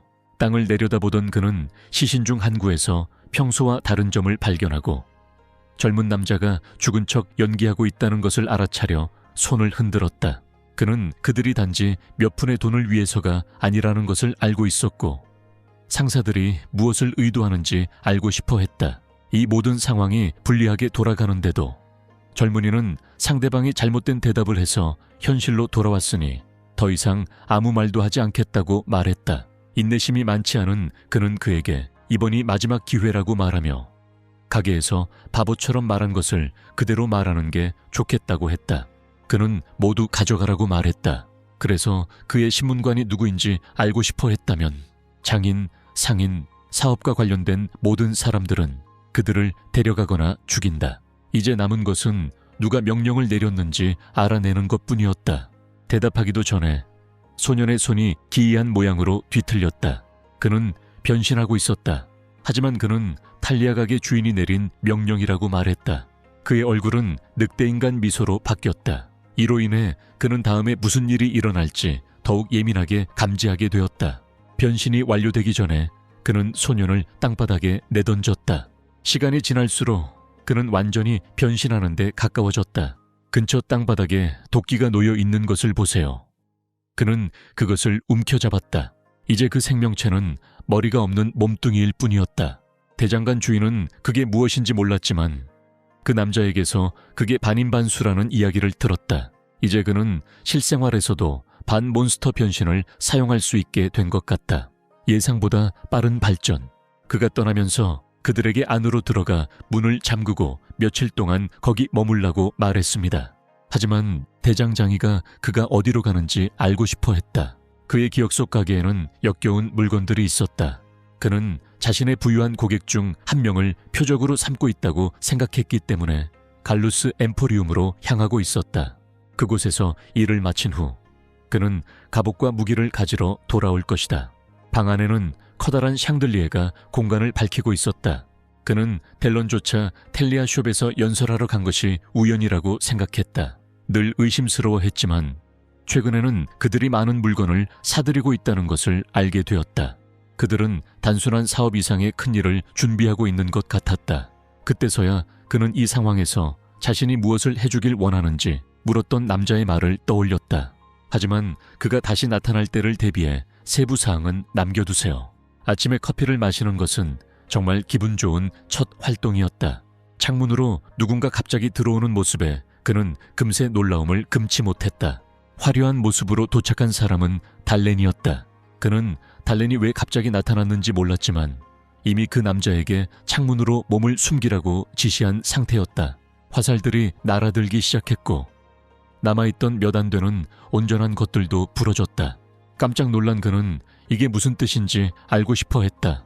달렌은 한숨을 쉬며 조금만 더 늦었더라면 상황이 훨씬 더 나빠졌을 거라고 말하며 안도했다. 곧 설명해 주겠지만 지금은 그 남자가 침대 밑에 숨어 있어야 했다. 재빨리 반응한 그는 손에 들고 있던 도끼를 창밖으로 던졌다. 근처 지붕 중 하나에 숨은 궁수가 있었다. 이제 그의 얼굴은 방을 나서는 순간 도끼를 쥘 수 있는 장소가 되었다. 당신은 그 남자가 돌아올 때까지 떠나지 말라고 명령하셨죠. 달렌은 이제 경험을 쌓을 수 있게 되어 매우 기뻤다.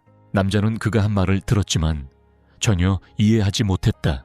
그는 가장 가까운 지붕을 향해 창문 밖으로 뛰어내렸다. 그의 옆에는 숨어보려던 궁수의 작은 시신이 있었고 도끼를 든 사람은 흰색 마스크를 쓰고 있었다. 그는 주변을 둘러보며 자신의 주변 상황을 파악했다. 얼굴에 마스크를 쓴 이 남자들 여러 명이 있었다. 그들은 하나둘씩 옥상에 나타나기 시작했다. 이 군대는 그들의 주력 부대였다. 움직이는 흰색과 금색 마스크, 이는 그들이 가만히 서서 아무것도 하지 않을 것이라는 것을 나타냈다. 다가올 일에 대비하는 것, 그는 한 손으로 도끼를 꽉 쥐었다. 대망의 계획이 실행되기까지 시간이 얼마 남지 않았다. 그의 방향으로 능숙한 솜씨로 투사체가 날아왔다. 그는 도끼를 사용해 자신을 방어했다. 가만히 있는다고 도움이 되지 않아서 그는 움직이기 시작했다. 그의 앞에는 이미 놀란 표정을 짓고 있는 바보들이 몇 명 있었다. 그들은 헛되이 그를 공격하려 했지만 그들이 던진 것은 당신이 남긴 이미지에만 맞았을 뿐이었다. 첫 번째 행동 파업이 완벽하게 성공했다. 그는 다음 사람과 가까워지는데 오래 걸리지 않았다. 이번에는 도끼가 머리와 몸통을 분리시켰다. 이제 3명만 남았고 또 다른 발사체가 그의 쪽으로 날아왔다. 다시 한번 도끼는 방어용 도구로 유용했다. 누군가가 그가 대릭을 죽인 군인이라고 말했어요. 이 남자는 침착하게 그에게 다가갔다. 그들은 서로 얼굴을 마주보고 있었지만 서로 다른 지붕 위에 서 있었다. 마스크를 쓴 남자는 자신이 누구인지 알아차리자마자 자신의 피를 맛보고 싶다는 의사를 표현했다. 용맹한 전사의 피는 언제나 즐거운 법이다. 이 마스크는 펠버 발렌티노 제품이었어요. 그는 임원 중 한 명이 거기에 있을 줄은 예상하지 못했다. 이 사람은 게임에서 독과 암기를 사용하는 저급 암살자 뱀파이어인 트레이 리더 휴건이었다. 그의 공격에 반응하는 것조차 어려웠다. 그래도 그는 이제 상황이 어떻게 전개될지 기대하며 흥분했다. 다른 선택지가 없었기에 혼자서 맞서야 했다. 관짝 그는 단 한 번의 타격으로 모든 것을 해결하길 바랐다. 뱀파이어는 그가 다가오기를 기다리며 미소 지었다. 달레는 뭔가 잘못되었다는 것을 알아차렸다. 그는 지금 함정에 빠져 있었다. 그는 최선을 다해 말뚝에 대항해 방어했다. 이제 그는 자신의 성격 때문에 이 남자가 섭취한 몸 때문에 너무 경솔했고 조금 더 인내심을 가졌어야 했다고 느꼈다. 밤하늘 아래에서 시신을 토막낸 살인범을 발견했다는 알림이 떴다. 최근 공격은 그가 혼자 저지른 것이 아니라는 건 말할 필요도 없다. 뱀파이어는 아직 다루지 못한 다른 바보들의 도움을 받았다. 그런 경우라면 그는 먼저 그 사람들을 돌봐야 했다. 뱀파이어를 공격한 자는 이미 달렌의 피를 원하고 있었기 때문에 조급해지고 있다고 말했다. 조수들은 반대편 석궁병들처럼 일제히 공격했다. 달렌은 사방에서 뛰어난 실력으로 둘러싸인 자신을 발견했다. 그는 사라졌고 이미 그들 중 몇몇에게 다가가고 있었다. 그의 도끼는 첫 번째 목표물을 찾아냈다. 이런 상황에서는 시간을 낭비할 여유가 없었다. 그리고 나서 그의 공격은 계속 이어졌다. 그의 타격은 정확하고 치명적이었다. 장거리 사수들은 더 이상 숨을 쉬지 않았고 다른 사람들만 남았다. 그는 반응할 틈도 없이 그들을 향해 소행성 도끼를 휘둘렀다. 이미 공격을 당한 속도는 그들을 끝장낼 준비를 하며 그는 도끼가 그들을 향해 빠르게 나아가는 속도만큼이나 자신의 전투 능력을 활용했다. 그들을 무력화하는데 아무런 어려움이 없었다. 이 파업의 생존자는 그를 괴물이라고 불렀다. 달레는 이제 인내심 없이 남아있는 사람이 한 명뿐이라는 사실에 안도했다. 그는 자신의 연기를 노래하게 했다. 그러나 그는 뒤에서 공격이 오는 것을 알아차렸다. 그는 즉시 도끼를 사용해 발사체를 막으며 방어해야 했다. 하지만 그가 예상하지 못한 것은 그들로부터 독이 나오는 것이었다. 상황의 심각성을 깨달은 그는 즉시 연기를 피해 도망치려 했지만 이미 독이 퍼져 있었다. 흡혈귀는 평범한 인간은 치명적인 독에 저항할 수 없다고 말했다. 이전에는 동료들 때문에 사용하지 않았지만 이제 동료 중 한 명만 살아남았으니 합리적인 손실이었다. 그럼에도 불구하고 뱀파이어는 다른 모든 이들을 손쉽게 제압했기에 정면 대결이 아니어서 다행이라고 생각했다. 이 사실을 알았으니 그를 완전히 제거해야 한다는 것을 확실히 해야 했다. 뱀파이어인 그는 독이 자신에게 영향을 미치지 않았지만 인간이 저항할 수 있기를 바랐다. 연기가 자욱한 가운데 그는 자신이 생각하기에 피해자의 시신이라고 여긴 곳으로 다가갔다. 그가 가까이 다가갈수록 자신이 아니라는 것을 깨달았다. 그 몸은 황금색 가면을 쓰고 있었다. 달레는 이미 그의 뒤에 서서 도끼날이 울부짖도록 준비하고 있다. 흡혈귀는 이런 공격을 예상하지 못했고 인간이 아직 살아있다는 사실조차 몰랐다. 비록 그는 예상치 못한 공격에 당황했지만 첫 번째 공격은 빗나갔다.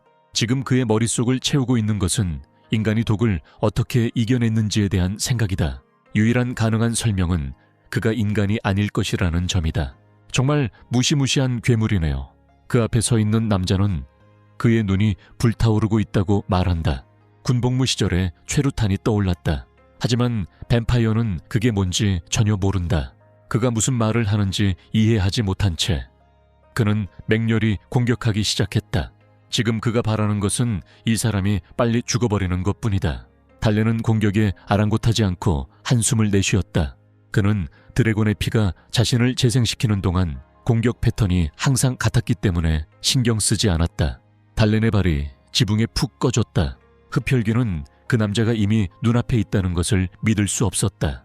더 나쁜 것은 이제 그 괴물의 소나귀에 목이 잡혀 있다는 것이다. 그가 움직이지 못하게 되자 달렌은 뱀파이어에게 마지막 말을 하고 싶은지 물었다. 그는 마침내 그에게 인간에게 치명적인 독을 어떻게 피했는지 물었다. 흡혈귀는 불가능하다고 큰 소리로 외쳤다. 달렌은 그가 너무 큰 소리로 말하고 있다고 말하며 그의 목을 짓눌렀다. 다행히도 낮은 등급의 뱀파이어였다. 그가 더 높았다면 박쥐나 그림자로 변해 도망쳤을 것이다. 그렇게 그는 뱀파이어를 쓰러뜨리려다 죽은 시체를 발견했다. 시스템은 그가 시신을 수습하길 원하는지 알고 싶어 했고, 그래서 그가 직접 시신을 수습했다. 그렇게 그는 뱀파이어의 능력을 물려받았을 뿐만 아니라 3배의 팔힘과 뛰어난 점프 능력까지 얻었다.